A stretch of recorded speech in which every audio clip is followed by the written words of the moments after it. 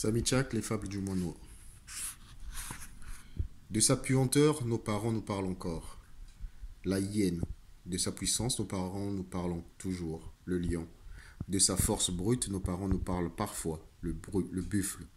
De sa majesté, quand elle chassait ou emportait ses proies dans les arbres, nos parents nous parlent de temps en temps. La panthère. De son impressionnante masse, énorme comme une montagne, disait-il, nos parents nous parlent souvent. L'éléphant.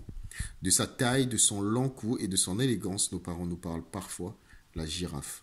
Son œuf à la pointe d'un toit conique, d'une case ronde et un insigne de la royauté thème, l'autruche.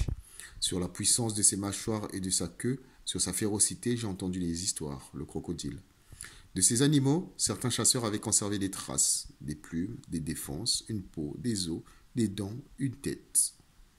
Mais combien étaient-ils ceux de nos parents à les avoir réellement vus, connus chez nous, par ailleurs chez nous, pas ailleurs chez nous? Ces animaux qui avaient disparu de notre espace, ces animaux qui avaient disparu de notre espace, de nos terres, avant ma naissance ou avant que je n'eusse eu conscience de son environnement, de mon environnement. Qu'est-ce qui explique leur disparition de ces zones peu exploitées par les humains, où la chasse n'est pas extensive, ces zones si vastes? Pourquoi avaient-ils déserté cette région, la nôtre, tous ces animaux dont je connus certains plus tard dans d'autres régions du Togo ou dans des zoos en France, mais surtout à la télé? Y a-t-il encore des tortues chez nous? Mon père en avait possédé, des tortues terrestres, que nous élevions pour leur chair. Y a-t-il encore des porcs-épics chez nous? Moi-même, j'en avais pris au piège quand j'étais un petit garçon.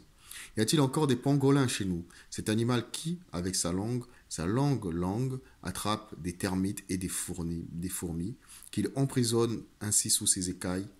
Cet animal que des chasseurs, naguère encore, offraient à mon père. Peut-on voir encore des phacochères pas loin du village? J'en avais connu, ils faisaient des ravages dans nos champs de manioc. Y a-t-il encore, pas loin du village, des familles de toutes les espèces de singes que j'avais connues? Moi, les singes rouges, les babouins, les sortes de capucins noirs à face blanche, qui se nourrissaient des tubercules d'igname et de manioc, du maïs, des haricots et des arachides dans nos champs, dont nous prenions certains au piège ou que nous tuions avec nos fusils. Nous ne consommions pas la chair de singe. Enfin, tous ces animaux avaient appartenu à notre monde qu'il avait déserté sans que je sache pourquoi. Je les associe à une époque révolue, les éléphants, les hyènes, les panthères, les girafes, les lions, les autruches, les buffles, les crocodiles et tant d'autres animaux grands et petits qui ont nourri nos légendes, dont certains constituent toujours nos totems ou des attributs de la royauté, le lion surtout. Ils ont disparu à un monde qui s'est ensuite évanoui. En repensant à eux, je sais avec certitude que tout monde est provisoire, que moi aussi j'ai connu des mondes qui aujourd'hui ne sont plus, que mon monde actuel mourra demain, mais par-delà ces morts partielles, des mondes successifs ou imbriqués, l'essentiel est immuable dans les tempêtes des théâtralités, au cœur de la condition de tous les vivants. Les fables de Moineau, je vous ai dit que ce livre était écolo, était antispéciste, était environnementaliste.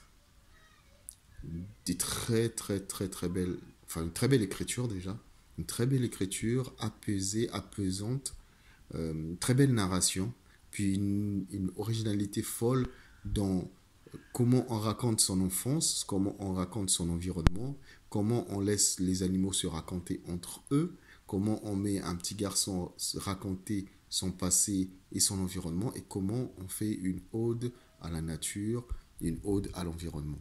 Très beau livre de Samichak, inclassable mais très beau, chez Continent Noir.